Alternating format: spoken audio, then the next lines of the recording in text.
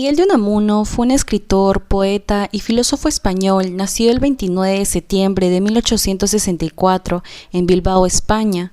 Fue uno de los principales exponentes de la llamada Generación del 98, un grupo de escritores y poetas españoles que se vieron profundamente afectados por la crisis moral, política y social causada por la pérdida de Puerto Rico, Cuba y las Filipinas en 1898.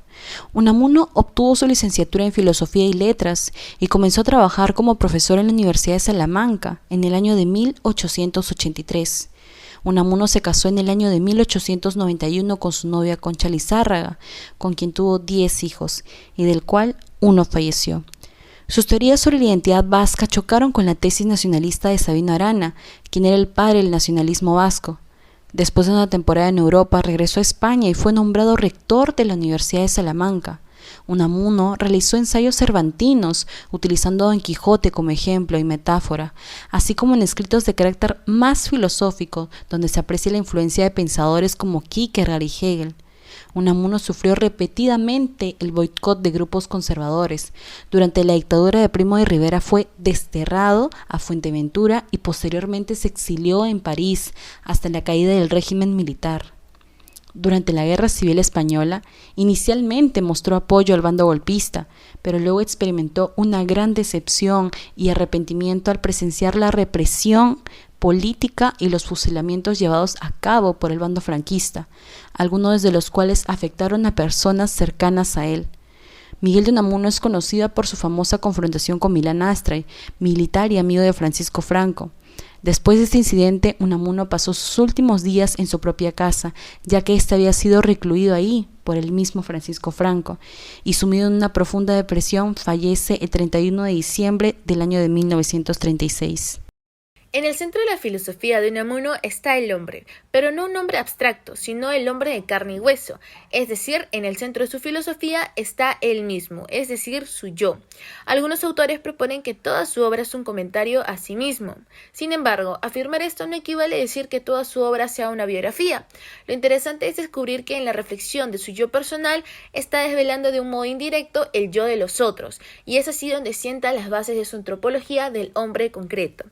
Este se interesó por la realidad particular del hombre que nace, sufre y muere, sobre todo que muere, aunque quiera vivir. La antropología de Unamuno puede ser considerada como existencialista. Además, la persona da sentido y finalidad al universo, y por eso este tema está ligado indisolublemente al problema de Dios. El ansia de la inmortalidad. En las palabras de Unamuno emanan las notas esenciales de su comprensión de inmortalidad. La primera de ellas es no querer morir. Son dos cosas distintas, tener y querer morir. La primera corresponde a la naturaleza dada. El hombre por biología tiene que morir. No ocurre lo mismo con la segunda. El pensador renuncia a verse obligado a morir, a darle ese triunfo a la naturaleza. Si bien tiene que morir, no se le puede obligar a quererlo. Unamuno quiere la inmortalidad de todo su ser en alma y cuerpo. Además, este apetito de la inmortalidad va acompañado con la conciencia. Sin embargo, esto no da paso a un pensamiento racional. Él va a reflexionar sobre los modos de perduración. Uno consiste en no morir, por lo menos no morir del todo si no es un ser inmortal. El otro modo supone una muerte previa, la resurrección, y esta presupone la fe cristiana.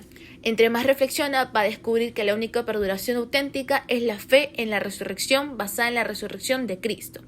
La inmortalidad del alma se dibuja pues como la cuestión crucial en la antropología unamuniana. Søren Kierkegaard fue un filósofo y máximo representante del existencialismo. Él influye en el pensamiento de Miguel de Unamuno para realizar la obra del sentimiento trágico de la vida, que fue publicada en el año 1913. Miguel de Unamuno es un existencialista y cree que la filosofía es subjetiva, ya que se basa en sentimientos y experiencias del ser humano. Constantemente las personas aprenden filosofía, sin embargo, no encontramos una respuesta satisfactoria. A cada rato nos preguntamos del por qué existimos, con qué propósito estamos en este mundo. Entonces Miguel de Unamuno cree que es algo irracional nacer para morir. Y en esta obra nos menciona la tragedia del ser humano, ya que para el ser humano es difícil asimilar que en cualquier momento va a morir. Entonces, el ser humano va a querer o va a tener esas ansias de reconocimiento.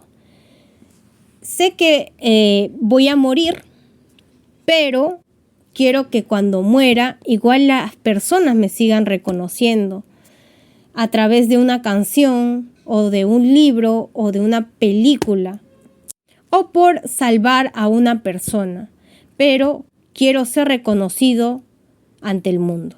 Unamuno escribió poesía, ensayos, novelas, teatro y su famosa Nívola, creaciones propias de ficción narrativa para representar su distancia con respecto a la novela realista, siendo sus ensayos en donde declaraba sus ideas y su pensamiento. Además, en sus obras resalta su preocupación filosófica y la mención al "me duele España", lamento utilizado para hablar de lo torpe que era la evolución de dicho país.